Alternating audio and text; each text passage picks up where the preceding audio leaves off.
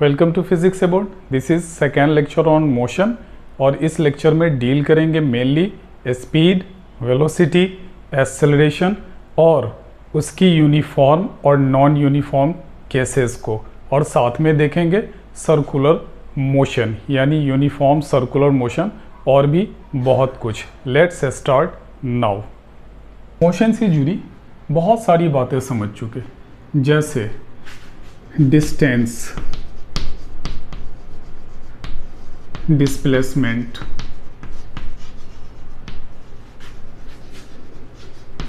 Duration of time,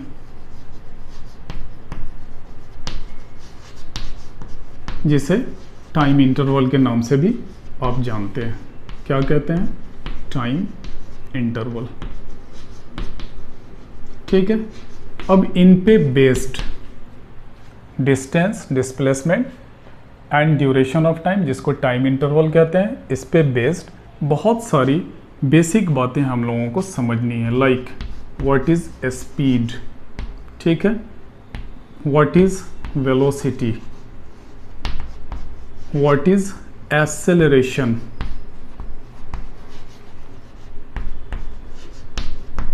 what is retardation,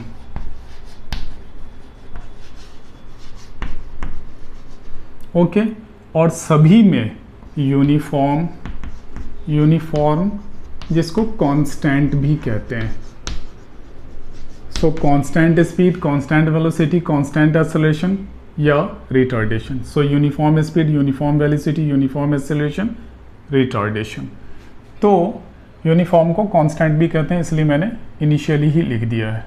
uniform होगा तो non uniform भी हो सकता है। नॉन यूनिफॉर्म समझाने की अब ज़रूरत नहीं है आपको, आप खुद ही समझ सकते हैं। सो आइए शुरू करते हैं स्पीड से।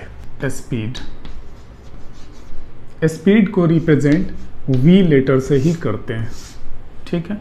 सो आप जानते हैं कि दो चीज़ें अब आपने पढ़ ली हैं, डिस्टेंस है, डिस्प्लेसमेंट। मान लीजिए कि ये आपने डिस्टेंस कवर किया अलोंग दिस कर्व्ड पाथ, तो आपका टाइम भी तो लगा होगा।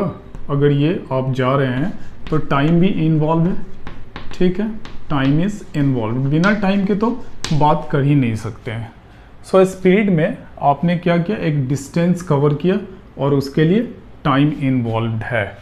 देयरफॉर स्पीड को आप क्या बोल सकते हैं? The distance covered, the distance covered or traveled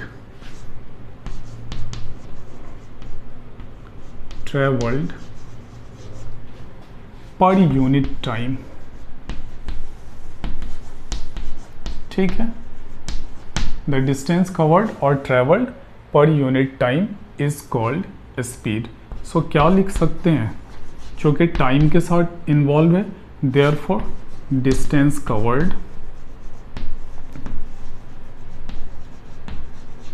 by the time taken, ठीक है।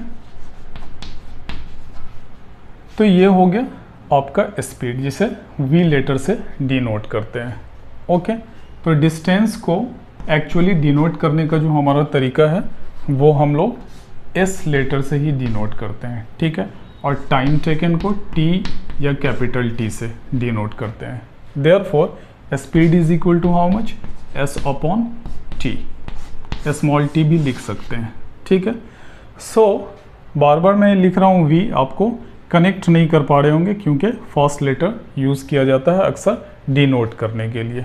देयरफॉर डिस्टेंस किसी भी चीज़ की जो मेज़र की जाती है वो मीटर में होती है। लेंथ किसी भी चीज़ की, चाहे वो डिस्टेंस का हो या किसी भी चीज़ का लेंथ मेज़र कर रहे हो, वो मीटर, और टाइम किस चीज़ में? सेकेंड में। देयरफॉर इसकी SI यूनिट क्या हो गई? Metre per second. किसकी? स्पीड की SI unit metre per second हो गई। अगर इसी की बिगर यूनिट लिखना चाहें, बिगर यूनिट को किलोमीटर पर आवर में लिख सकते हैं, ठीक है। सो ये स्मॉलर यूनिट है बट SI यूनिट है, उसी को कन्वर्ट करके किलोमीटर पर आवर में आप ले जा सकते हैं, ठीक है। अब आइए इसी से रिलेटेड यूनिफॉर्म स्पीड। यूनिफॉर्म तो यूनिफॉर्म को कांस्टेंट भी कहते हैं, ठीक है। तो कांस्टेंट में जस्ट अभी समझा है हम लोगों ने मोशन के केस में, और मोशन ही का तो ये सब क्या है, स्पेशल टर्म्स है जिसको आप समझने की कोशिश कर रहे हैं। तो यहाँ क्या है कि अगर equal distance covered, equal distance covered और travelled in equal interval of time, in equal interval of time, then it is called, मैंने एग्जांपल के थ्रू पीछे समझा दिया है, then it is called uniform motion, ठीक है। सो यूनिफॉर्म में क्या हो गया, equal distance covered in equal interval of time, then it is called uniform speed. और अगर ये इक्वल डिस्टेंस ना हो, नॉन यूनिफॉर्म में क्या हो जाएगा, अनइक्वल और not equal, unequal distance covered in equal interval of time.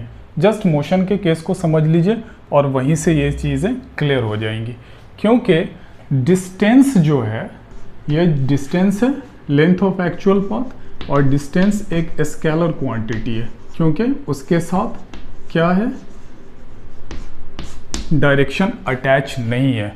Therefore अगर डिस्टेंस के साथ डायरेक्शन अटैच नहीं है तो आप देख लीजिए स्पीड किस पे डिपेंड करता है, डिस्टेंस कवर्ड पे। देयरफॉर डिस्टेंस भी क्या हो जाएगा, एक स्केलर क्वांटिटी हो जाएगी। Is that clear? So speed भी क्या हो गया, एक स्केलर क्वांटिटी हो गई। Is that okay? क्यों? क्योंकि स्पीड किस पे डिपेंड कर रहा है, डिस्टेंस पे डिपेंड कर रहा है। Therefore speed is also scalar quantity. क्यों? क्योंकि डिस्टेंस जो है वो स्केलर क्वांटिटी है। स्पीड एक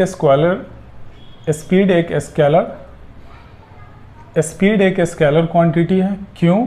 क्योंकि स्पीड डिपेंड कर रही है डिस्टेंस पे, और डिस्टेंस एक स्केलर क्वांटिटी है, उसके साथ डायरेक्शन अटैच्ड नहीं है।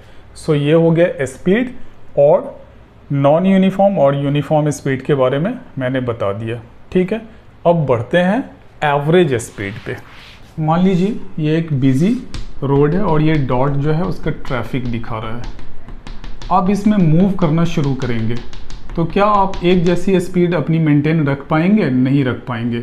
आप कभी स्लो होंगे, कभी फास्ट होंगे, कभी बहुत ज़्यादा स्लो हो जाएंगे, और कभी फिर चलना शुरू करेंगे, फिर मतलब आप एक जैसा यूनिफॉर्म स्पीड लेकर नहीं चल पाएंगे। देयरफॉर ऐसी हालत में अगर आपको स्पीड चेक करनी होगी या बतानी होगी तो आप कहेंगे कि चलो भाई टोटल डिस्टेंस जो हमने कवर किया है उसकी बात कर लेते हैं, ठीक है। तो उस टोटल डिस्टेंस को कवर करने में कितना टाइम लग गया है, टाइम तो हर चीज़ के साथ अटैच्ड है ना। तो एवरेज स्पीड का क्या हो जाएगा, total distance covered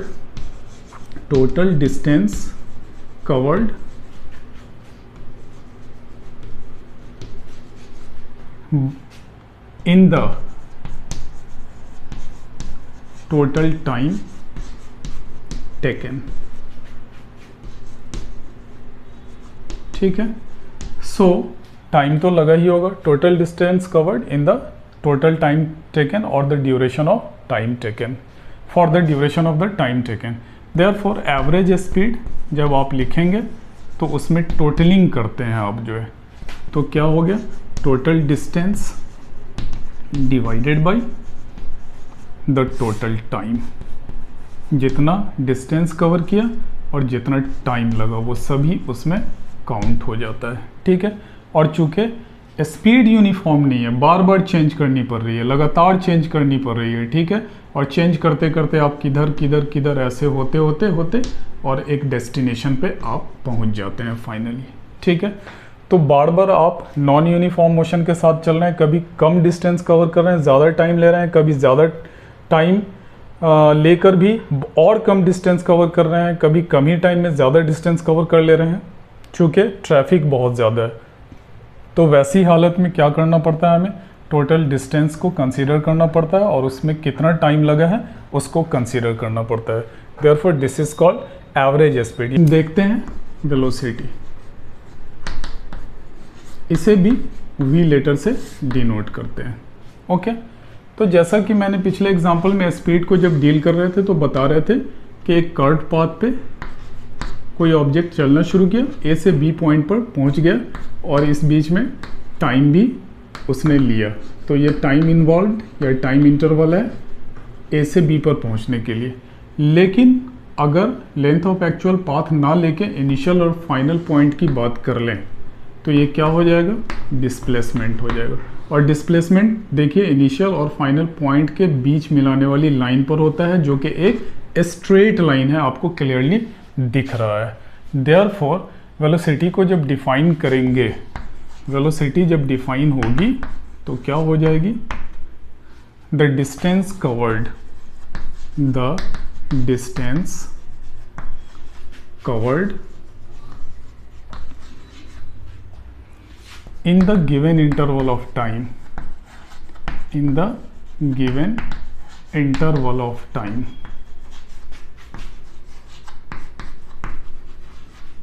in a specified direction, specified direction या specified को known भी कह सकते हैं, known direction, then it is called velocity। Clear हो गया, the distance covered in the given interval of time in specified और नोन डायरेक्शन। और जैसे ही डायरेक्शन का नोन होना पता चलता है वैसे ही आपको पता चल जाता है कि ये डिस्प्लेसमेंट होगी, क्योंकि डिस्टेंस के साथ डायरेक्शन इन्वॉल्व नहीं है। Therefore velocity v is equal to displacement by the time taken। is that okay? so displacement को s लेटर से और टाइम को t लेटर से डिनोट करते हैं। therefore velocity अगर v है तो ये v is equal to s upon t। और किसी भी चीज़ को लेंथ को मेज़र करने के लिए मीटर उसकी SI यूनिट होती है और टाइम को मेज़र करने के लिए सेकेंड। therefore ये क्या हो गया, मीटर पर सेकेंड उसकी SI यूनिट हो गई। और अगर बड़ी यूनिट लिखनी होगी तो ये किलोमीटर पर आवर में आप लिख सकते हो। सो ये हो गया आपका किलोमीटर पर आवर या मीटर पर सेकंड, उसकी छोटी यूनिट जो SI यूनिट है। Is that okay? सो समझ लीजिए कि जब भी आप डिस्प्लेसमेंट की बात करेंगे तो इनिशियल पॉइंट और फाइनल पॉइंट को मिलाने वाली लाइन एक स्ट्रेट लाइन हो जाती है, और स्ट्रेट लाइन पर मूवमेंट जब होगा तो आपको क्लियरली उसका डायरेक्शन पता चल जाता है। ठीक है, देयरफॉर वेलोसिटी क्या हो गई, यहाँ पे वेलोसिटी हो गई आपकी कि आपको डिस्प्लेसमेंट पे, देयरफॉर वेलोसिटी डिस्प्लेसमेंट पर डिपेंड करने वाली चीज़ हो गई और डिस्प्लेसमेंट का डायरेक्शन मालूम है। इसका मतलब है कि ये एक वेक्टर क्वांटिटी है और डिस्प्लेसमेंट पर वेलोसिटी डिपेंड कर रही है, देयरफॉर वेलोसिटी भी क्या हो गई, एक वेक्टर क्वांटिटी हो गई। Is that okay? Now uniform velocity, तो यूनिफॉर्म में क्या करना है, फिर वही चीज़ें हैं। यूनिफॉर्म वेलोसिटी जैसे पिछले यूनिफॉर्म मोशन में देखा, यूनिफॉर्म स्पीड में देखा, अब यूनिफॉर्म वेलोसिटी में क्या हो गया, इक्वल डिस्टेंस। क्या हो जाएगा, equal distance in equal interval of time, equal interval of time. But एक यहीं तक अगर लिख के छोड़ देंगे तो आप गलत हो जाएंगे, क्योंकि equal distance in equal interval of time क्या कहलाता है, यूनिफॉर्म स्पीड कहलाता है। यहाँ पर आपको क्या लिखना पड़ेगा, in the known direction, in the known direction. ठीक है, when any object covers, when any object covers equal distance in equal interval of time in the known direction, then it is called uniform velocity। और non uniform निकालना होगा तो क्या होगा, unequal distance in equal interval of time in the known direction, तो वो क्या हो जाएगा, नॉन यूनिफॉर्म वेलोसिटी हो जाएगी। इट्स ओके, बढ़ते हैं आगे, समझते हैं एक्सेलरेशन को। देखते हैं एक्सेलरेशन। एक्सेलरेशन को ए लेटर से डिनोट करते हैं। ठीक है, ये जो है फुल्ली डिपेंड करता है वेलोसिटी पर, और इसकी डिफिनीशन है the rate of change of velocity with respect to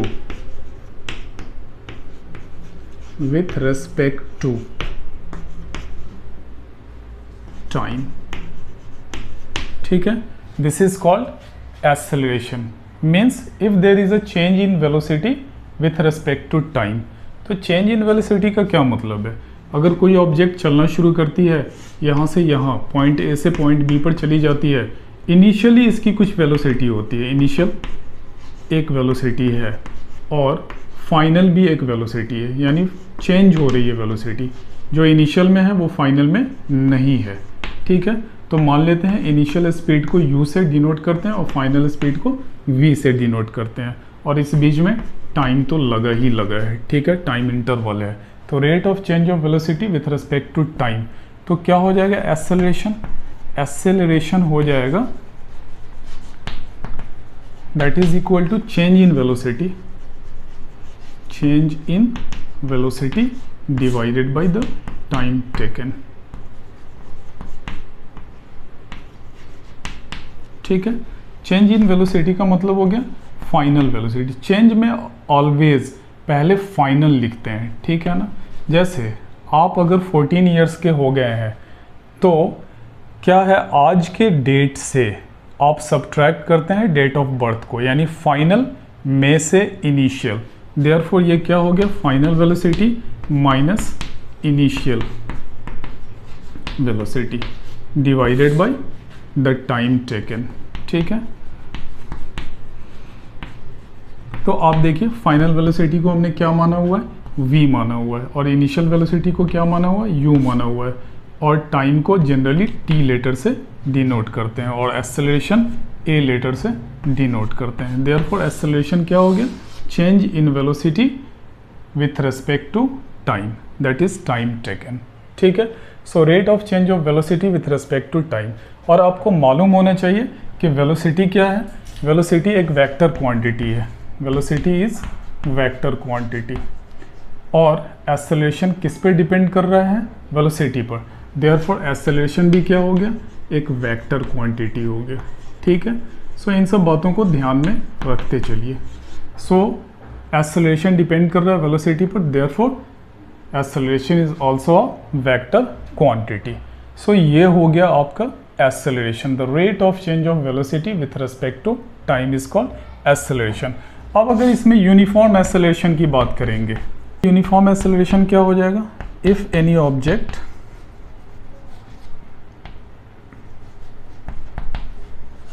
changes its velocity, changes its velocity। Change में क्या हो सकता है? इंक्रीज भी हो सकता है, ठीक है, और डिक्रीज भी हो सकता है। So if any object changes its velocity, increase और decrease in if any object changes its velocity, increase or decrease equally in equal interval of time, in equal interval of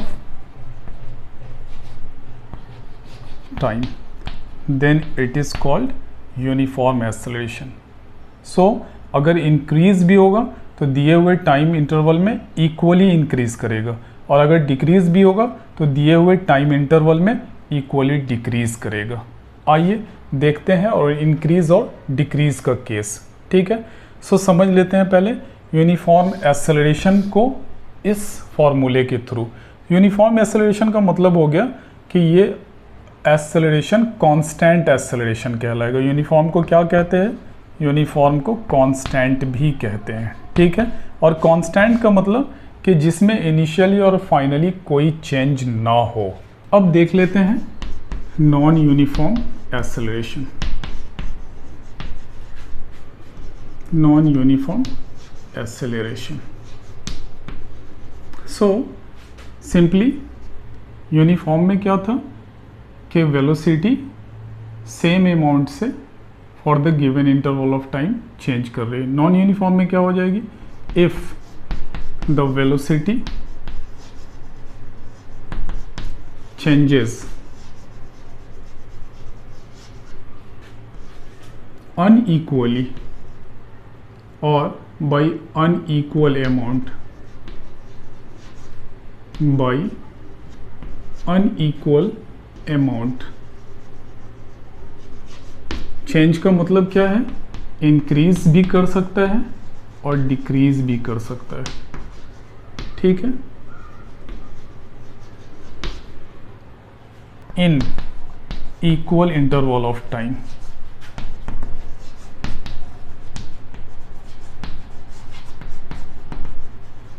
is that okay? So this is called non-uniform acceleration. So बार बार मैं कह रहा हूँ, increase भी कर सकता है, decrease भी कर सकता है। इंक्रीज अनइक्वल अमाउंट में करेगा या डिक्रीज भी अनइक्वल अमाउंट में करेगा, और for the given equal interval of time, तब उसे क्या कहेंगे, नॉन यूनिफॉर्म एक्सेलरेशन कहेंगे। तो एक्सेलरेशन क्या हो गया, change in velocity divided by time taken. तो वेलोसिटी क्या है, वेलोसिटी की SI unit metre per second and time की सेकेंड, देयरफॉर ये मीटर पर सेकेंड और ये वाला सेकेंड डिवाइड में, तो कितना हो गया, metre per second square. Therefore acceleration की एसआई यूनिट कितनी हो गई, मीटर पर सेकेंड स्क्वायर हो गई। इस बात को ध्यान रखना है आपको, ठीक है। अब एक्सेलरेशन जब समझ चुके हैं तो आइए समझते हैं रिटार्डेशन। रिटार्डेशन को समझने के लिए हम एग्जाम्पल के थ्रू समझेंगे।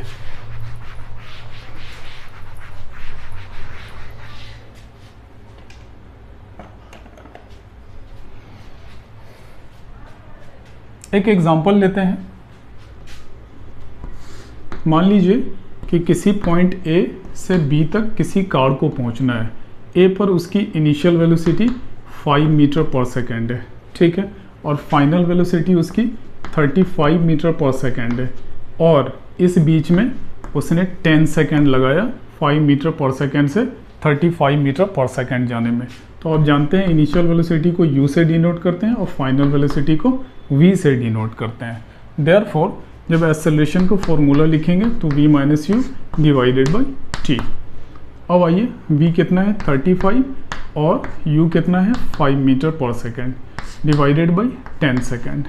सो 35 में से 5 सब्ट्रैक्ट कर लिए, 30 divided by 10 metre per second square. 0 से 0 cancel out, 3 metre per second square इसकी एक्सेलरेशन हो गई। लेकिन एक दूसरा एग्जाम्पल समझिए, एग्जाम्पल फर्स्ट और ये एग्जाम्पल सेकेंड। आप ऑलरेडी 35 मीटर पर सेकेंड के रफ्तार से चल रहे हैं, ठीक है, और आपने स्लो डाउन किया, आप अपने डेस्टिनेशन तक पहुंचना चाह रहे हैं बी से सी पर, ठीक है। तो आप जब डेस्टिनेशन पर पहुंचना चाह रहे हैं, आप स्पीड स्लो करते जा रहे हैं, स्लो करते जा रहे हैं, और सी के बहुत करीब तक पहुंचने के लिए आप जब यहाँ पहुंचते हैं तो आप स्लो करके कितना पर आ जाते हैं, हो सकता है कि आपको यहाँ रुकना रहा हो डी पर। तो सी पर जब काउंट करते हैं तो आपकी जो वेलोसिटी है वहाँ पर 5 मीटर पर सेकेंड है, और इस बीच में फिर से आपने टाइम 10 सेकेंड लिया है। तो आइए उसके हिसाब से वैल्यू पुट कीजिए, ठीक है। तो कितना हो गया, final velocity 5 metre per second और minus 35 metre per second divided by 10 second. Therefore this is minus 30 metre per second divided by 10 second, ठीक है। देयरफॉर 0 से 0 cancel out, 3 metre per second square. Acceleration इस बार कितना आ गया, जब वेलोसिटी डिक्रीज कर रही थी, देखिए यहाँ वेलोसिटी इंक्रीज कर रही है, वेलोसिटी इंक्रीजेस, ठीक है, और 2 में वेलोसिटी डिक्रीजेस, ठीक है। तो जब वेलोसिटी इंक्रीज कर रही थी तो आपका एक्सेलरेशन कितना आया था, 3 मीटर पर सेकेंड स्क्वायर, और जब वेलोसिटी डिक्रीज कर रही है तो एक्सेलरेशन कितना आ रहा है, -3 मीटर पर सेकेंड स्क्वायर। तो नेगेटिव ऑफ एक्सेलरेशन शो कर रहा है। इसी नेगेटिव ऑफ एक्सेलरेशन को क्या बोलते हैं? रिटार्डेशन बोलते हैं। Is that okay? जब आपका एक्सेलरेशन का रिजल्ट नेगेटिव साइन के साथ आए, नेगेटिव आए, तो आप उसे क्या कहते हैं? रिटार्डेशन कहते हैं। रिटार्डेशन का मतलब ही होता है कि वेलोसिटी जो है टाइम के साथ डिक्रीज करती हुई चली जा रही है, और एक्सेलरेशन का मतलब होता है वेलोसिटी टाइम के साथ इंक्रीज करती हुई चली जा रही है। अगर ग्राफ के थ्रू देखेंगे तो ये अगर आपका वेलोसिटी है वाई एक्सिस के अलोंग और ये टाइम है, तो ये क्या हो जाएगा? ये एक्सेलरेशन शो करेगा। क्यों? क्योंकि वेलोसिटी लगातार इंक्रीज कर रही है टाइम के साथ। लेकिन अगर यही टाइम है एक्स एक्सिस के अलोंग और ये वेलोसिटी है वाई एक्सिस के अलोंग, तो ये क्या हो जाएगा? रिटार्डेशन शो करेगा। चूँकि देखिए 0 सेकेंड में पहले वेलोसिटी काफ़ी है, या इनिशियल टाइम में वेलोसिटी काफ़ी है, और उसके बाद जैसे जैसे टाइम इंक्रीज कर रहा है वैसे वैसे वेलोसिटी डिक्रीज करती जा रही है। देयरफॉर ये क्या हो जाएगा? रिटार्डेशन हो जाएगा। आइए अब देख लेते हैं average velocity.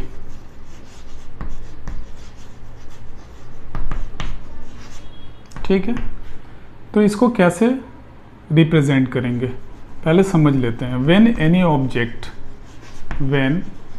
Object changes its velocity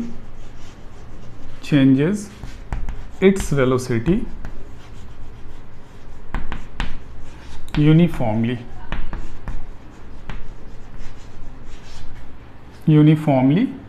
or constantly with respect to time,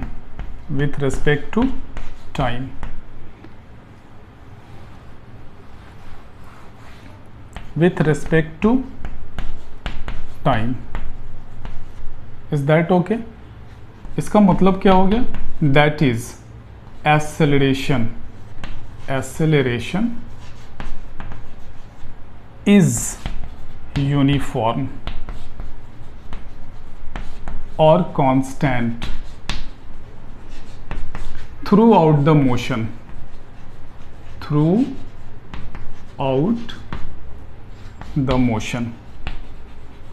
ठीक है। क्या कांस्टेंट है आपका? एक्सेलरेशन कांस्टेंट है। क्यों? क्योंकि जो वेलोसिटी है टाइम के साथ कॉन्स्टेंटली चेंज कर रही है। देयरफॉर एक्सेलरेशन किस बात पर डिपेंड करता है? Change in velocity divided by time. तो जब वेलोसिटी ही कांस्टेंट है तो एक्सेलरेशन भी क्या हो जाएगा? कांस्टेंट हो जाएगा। ठीक है, through out the motion. Then average velocity is represented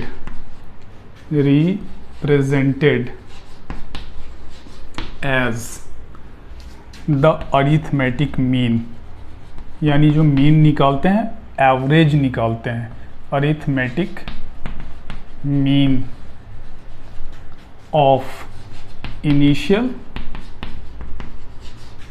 and final velocity. ठीक है, कैसे निकालते हैं? इनिशियल और फाइनल वेलोसिटी का अरिथमेटिक मीन निकाल लेते हैं। ठीक है, इसके लिए अब जब आप फॉर्मूला लिखेंगे तो कैसे लिखेंगे? ठीक है, that is average velocity is equal to, क्या हो जाएगा? ये एवरेज वेलोसिटी क्या हो जाएगा? दैट इज फाइनल वेलोसिटी या initial velocity plus initial velocity. Arithmetic mean का क्या मतलब होता है? यही होता है। ठीक है, जब दो चीज़ों का एवरेज निकालना हो तो दोनों को ऐड कर लेते हैं। ठीक है, divided by 2। Is that okay? So अगर उसे और शॉर्ट में लिखना हो नोटेशन के फॉर्म में, तो this is u plus v और v plus u divided by 2। Is that okay? Clear है ये बात एकदम? ठीक है, सो एवरेज वेलोसिटी की हमें ज़रूरत पड़ेगी। तो जब एक्सेलरेशन बिल्कुल कांस्टेंट हो, यानी ऑब्जेक्ट यूनिफॉर्मली चेंज कर रहा हो अपनी वेलोसिटी को, तब उस हालत में एवरेज वेलोसिटी को कुछ ऐसा लिखते हैं। आइए अब समझ लेते हैं यूनिफॉर्म वेलोसिटी जब होगी तो एक्सेलरेशन कैसा होगा। ठीक है,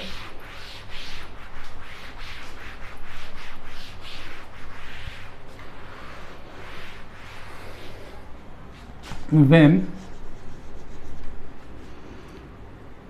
velocity is uniform, velocity is uniform, इसका मतलब क्या है? velocity is uniform, that is it remains constant, और इसका मतलब क्या है कि it does not change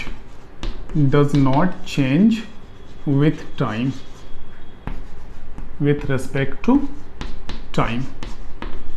So when velocity is uniform, यानी बिल्कुल एक जैसी है और कभी बदलती नहीं है, इसका मतलब है फाइनल वेलोसिटी v और इनिशियल वेलोसिटी एक हो जाएगी, ठीक है, क्योंकि चेंज ही नहीं कर रही है तो क्या फर्क पड़ने वाला है। इसका मतलब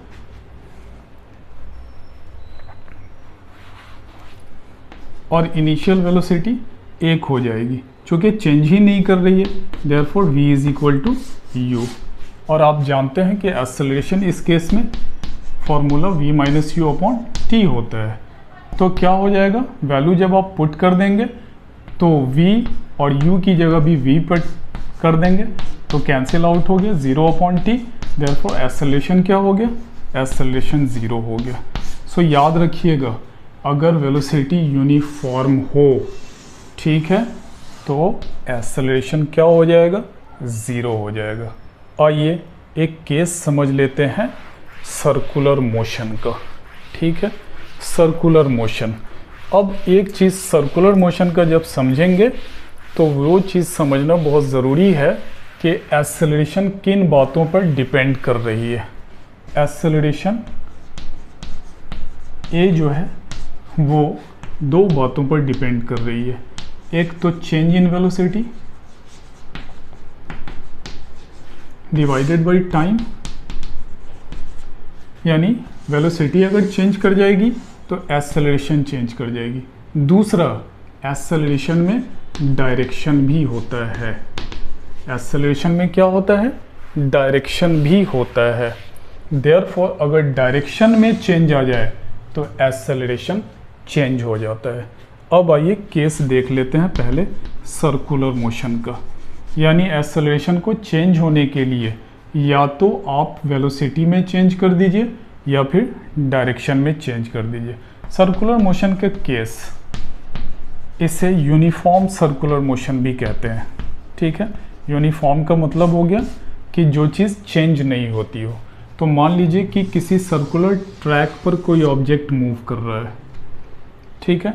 जब किसी सर्कुलर ट्रैक पर कोई ऑब्जेक्ट मूव कर रहा है तो उस मोशन को, जो कि सर्कुलर ट्रैक पर ऑब्जेक्ट अपने पोजीशन को कॉन्टिन्यूसली चेंज कर रही है, उसके कारण उस मोशन को क्या कहते हैं, यूनिफॉर्म सर्कुलर मोशन कहते हैं। और यूनिफॉर्म का मतलब ऐसे समझते हैं कि अगर वो 5 मीटर पर सेकेंड के मोशन से मूव कर रही है, स्पीड या वेलोसिटी से मूव कर रही है, तो वो इसी स्पीड से मूव करती रह जाएगी, इसलिए इसको यूनिफॉर्म सर्कुलर मोशन कहते हैं। Is that okay?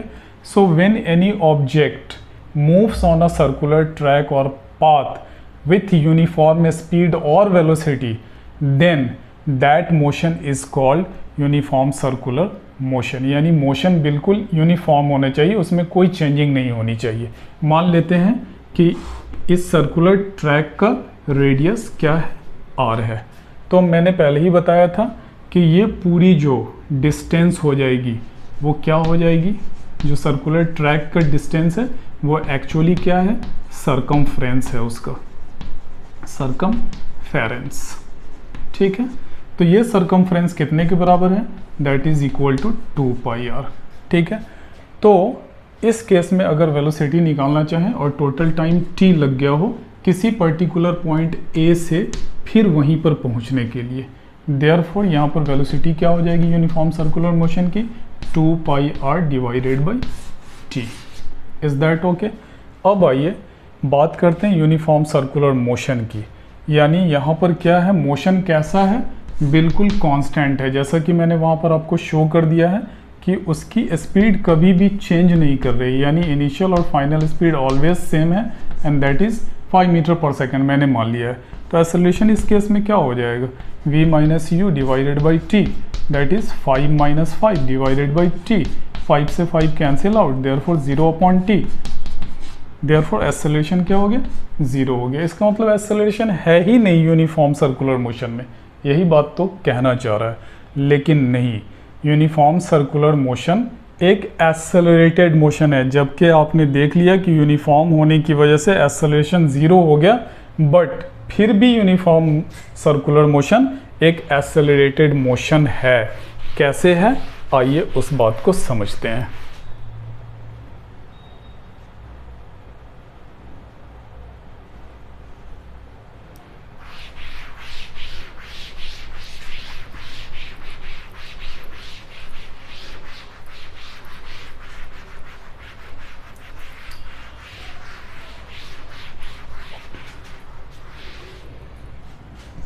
उसी सर्कुलर ट्रैक को फिर से बनाते हैं।